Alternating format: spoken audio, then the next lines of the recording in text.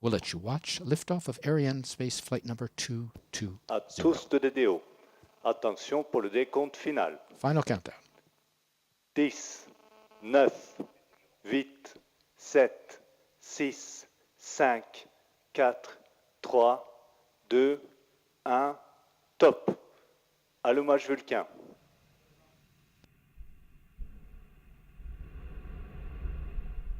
Allumage UAP, décollage.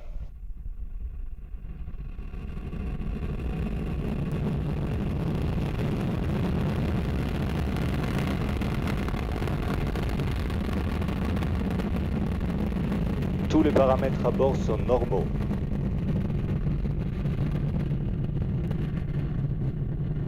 Fin de la manœuvre de basculement.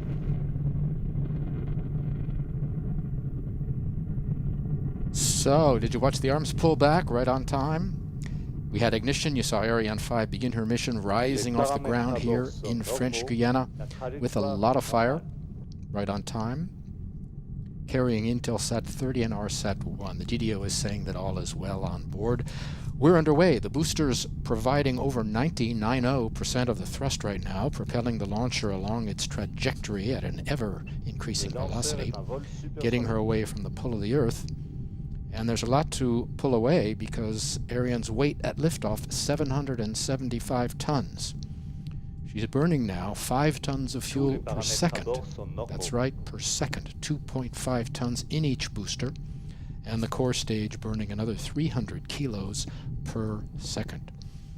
Ariane following the flight program in her onboard computer, which will give all the commands, such as separation of the stages. We'll soon begin to see those. We are in the first of 4 flight phases. The first 3 are powered, the last is not. We'll describe each in turn so you can follow Ariane as she heads across the Atlantic. The DDO continuing to call out all is well on board. Right now we're in the first flight phase, the main stage engine and the 2 boosters burning. The boosters will burn their propellant in just under 2.5 minutes, and they're the first that we jettison. You'll hear the DDO call out that milestone as well. We're heading east out over the Atlantic. The decision to build the site here in French Guiana made in the 1960s when France wanted a new base, in part the decision made for its opening on the water to allow for launches over uninhabited areas.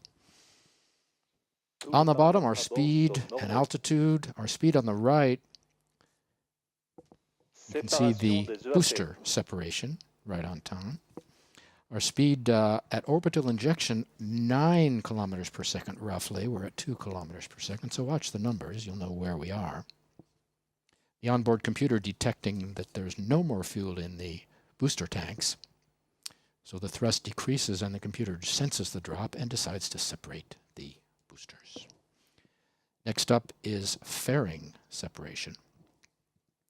The boosters separated at 67 kilometers altitude. On the left, on the bottom, our altitude. Sometimes the figure is not the one you see. That's quite normal. It's because of a slight delay or lag in the telemetry coming in here. In about 10 seconds will be the separation of the fairing. You'll see that on the animation there. There it is. Separation given by 2 pyrotechnic systems.